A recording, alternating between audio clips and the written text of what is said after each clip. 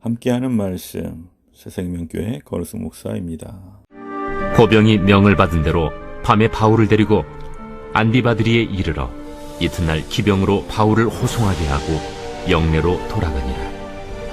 그들이 가이사랴에 들어가서 편지를 총독에게 드리고 바울을 그 앞에 세우니 총독이 읽고 바울더러 어느 영지 사람이냐 물어 길리기아 사람인 줄 알고 이르되 너를 고발하는 사람들이 오거든 네 말을 들으리라 하고 헤롯 궁에 그를 지키라 명하니라.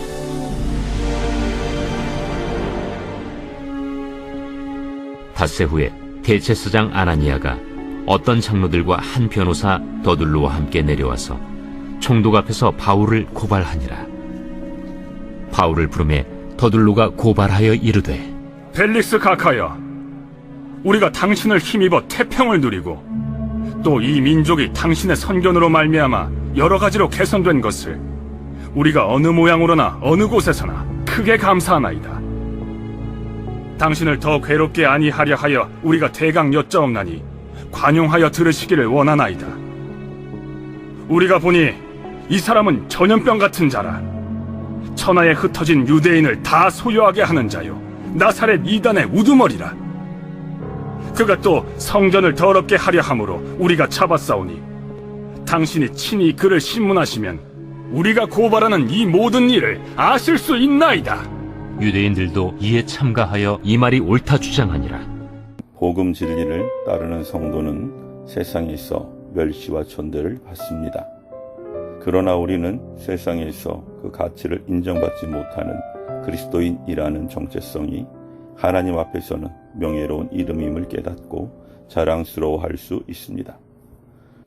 유대 종교 지도자들의 변호사 더둘로는 바울을 전염병 같은 자라고 칭하면서 천하에 흩어진 유대인들을 다 소유하게 한 자라고 고발합니다. 이 말에는 유대교를 추종하는 유대인들이 복음에 대해 어떠한 두려움을 느끼고 있었는지를 알 수 있습니다. 오늘날에는 과학의 발달로 전염병에 대해 어느 정도 대처가 가능해졌습니다. 그러나 당시에는 전염병이 한 번 돌면 보이지도 않는 바이러스에 속수무책으로 많은 사람이 죽거나 고질적인 병을 안고 살 수밖에 없었습니다. 눈에 보이지도 않으면서 무섭게 사람들을 감염시키는 전염병처럼 유대 종교 지도자들에게 복음은 공포 그 자체였습니다. 바울이 전하는 복음으로 많은 유대인이 회개하고 예수님을 그리스도로 고백하자 유대 종교 지도자들은 두려워했습니다. 자신들이 주도해서 이단으로 정죄한 예수가 하나님의 아들이요 메시아라는 사실을 유대인들이 믿으면 자신들이 하나님을 대적하는 사탄의 앞잡이가 된 셈이기 때문입니다. 그래서 그들은 어떻게 해서든지 바울이 복음을 전하지 못하도록 방해했던 것입니다. 그러나 그들의 말대로 전염병 같은 복음은 사람들이 어떠한 방법을 동원해도 막을 수 없는 구원의 능력입니다. 사탄의 세력이 복음 전파를 막기 위해 온갖 박해를 가하고 심지어 복음 전도자를 죽이기까지 해도 생명력 있는 복음의 전파를 결코 막을 수는 없었습니다. 예수님으로부터 온 세상에 복음을 전파하라는 명령을 받은 모든 성도는 복음의 생명력을 믿고 담대하게 그 사명을 감당해야 합니다. 유대 종교 지도자들은 바울이 나사렛 이단의 우두머리라고 고발합니다. 복음이 사람들을 미혹하는 전염병 같은 것이므로 그 복음을 전하는 바울은 이단의 우두머리라는 것입니다. 전염병과 이단의 우두머리라는 말은 겉으로는 부정적 의미이지만 바울에게는 그보다 더 명예로운 호칭이 없었습니다. 나사렛 이단의 우두머리는 바울이 복음을 전하는 대장이라는 의미인데 바울은 언제나 자신을 예수 그리스도의 부름을 받고 세상으로 보냄받은 사도임을 자랑했습니다.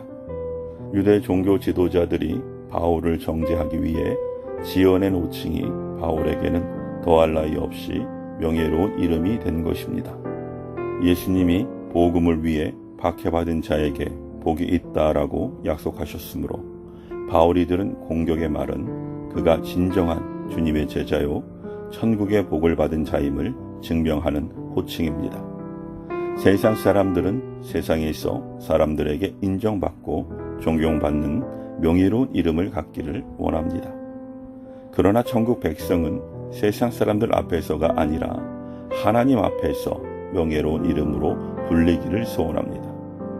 성도가 안디옥 교회에서 처음으로 불린 그리스도인이라는 호칭도 한때 우리 사회에서 그리스도인들을 칭했던 예수쟁이라는 말처럼 조롱 섞인 부정적인 이름이었습니다. 그러나 예수님으로 인해 세상에서 받은 조롱과 멸시는 성도에게 가장 영광스러운 일이기에 성도는 구원의 능력인 복음을 세상 모든 사람에게 담대히 전해야 합니다. 세상 사람들은 복음을 허황되고 무지한 것으로 여겨 교회와 성도를 조롱하곤 합니다. 그러나 복음이 생명과 진리의 길임을 믿는 성도는 세상의 평가와 시각을 개의치 말아야 합니다. 세상으로부터 어떤 평가를 받든 때를 얻든지 못 얻든지 복음을 전파하는 사명을 감당하십시오. 아멘.